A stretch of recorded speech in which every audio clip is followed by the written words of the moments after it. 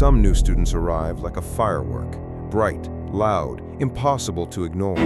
Some slip in quietly, like a whisper on paper. Lucas was the second kind. He came with no trophies, no group of friends, no speech prepared for his first day.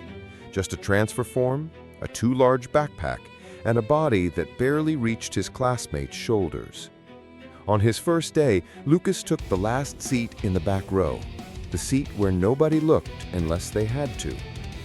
Lucia Romano sat dead center. She always did. Hair curled to perfection, nails painted the shade of dried roses, voice as sharp as broken glass under velvet. Lucia didn't like things that ruined her symmetry, and Lucas did exactly that. Did someone enroll their little brother by mistake? Laughter spread like spilled soda. Lucas didn't laugh, didn't respond, didn't even lift his eyes.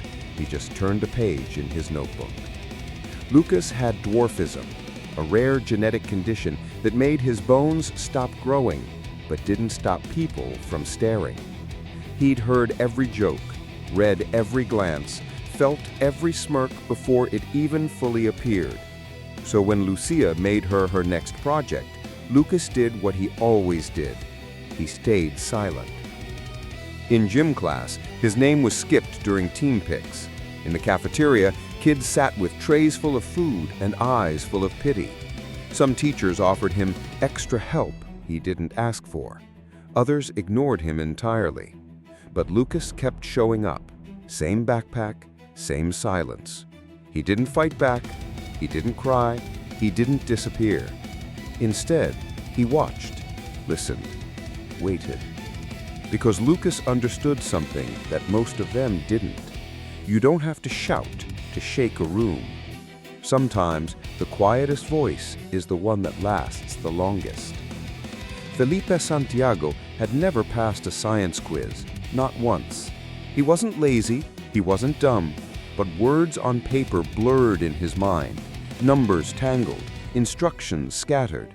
He tried, he really did, but trying didn't stop the grades from sinking. One afternoon, during an open lab period, Felipe sat alone, his head buried in his arms.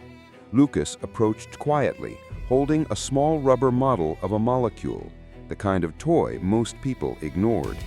He placed it on the table, didn't say anything. Felipe looked up. What is that? Carbon. Hold it. Felipe picked it up.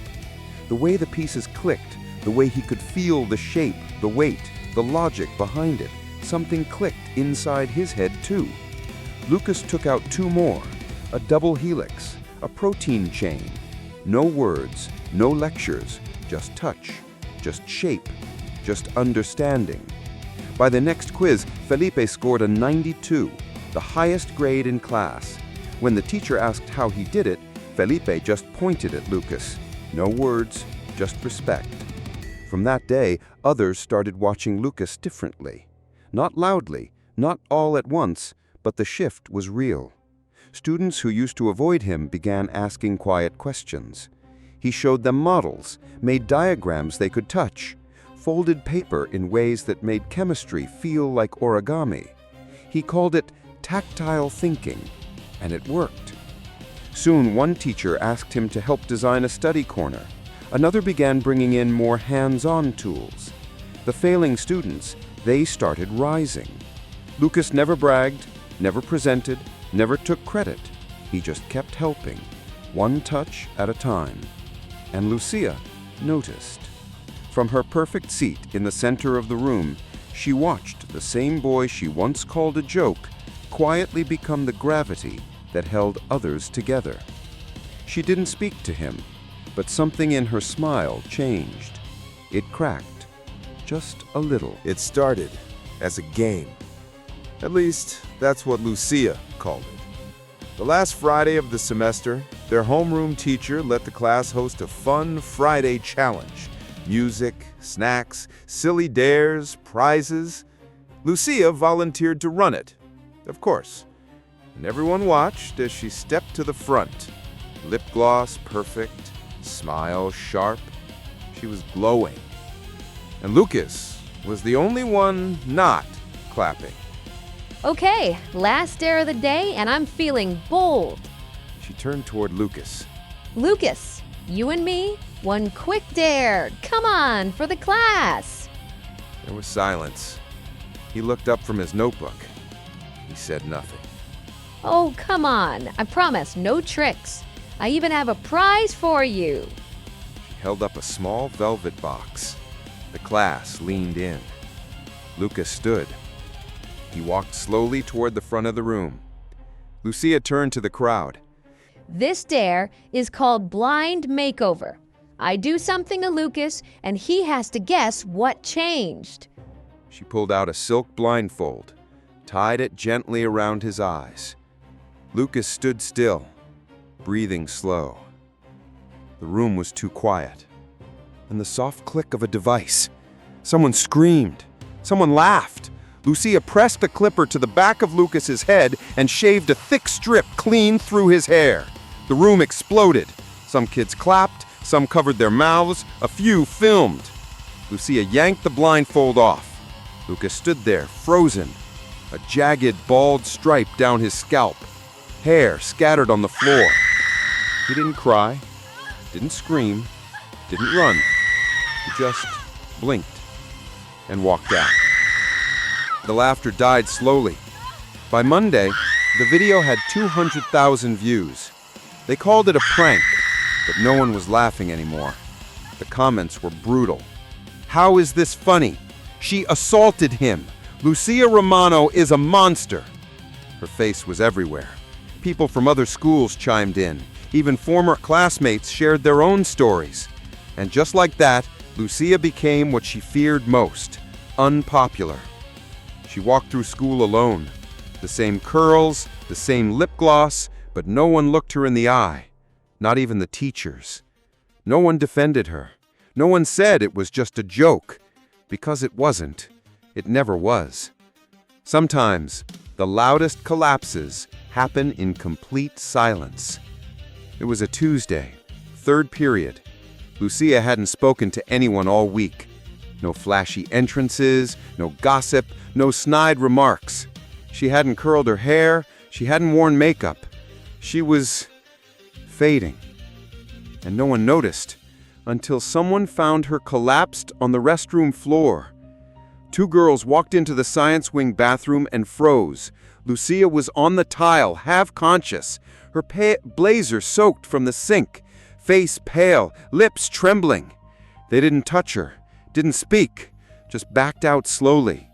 No one wanted to touch the villain. But someone else heard. Lucas! He was just down the hall turning in a paper. He heard the gasp. He ran. Lucas knelt beside her, checked her pulse, cradled her head with his hoodie. Someone get the nurse. She's not breathing right.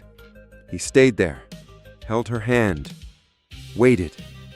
When help arrived, he stepped away quietly, before anyone even knew it was him. Lucia woke up in the nurse's office. She didn't remember collapsing, but she remembered the smell of that hoodie, lavender detergent and pencil shavings. She asked who helped her. The nurse just smiled and placed the folded hoodie at the edge of the bed. 2 days later, Lucas found a note in his locker. I don't deserve your kindness, but I won't forget it. Thank you. That was all it said, but it was more than he ever expected from her. That night, Lucia didn't go live, didn't film herself, didn't tag anyone.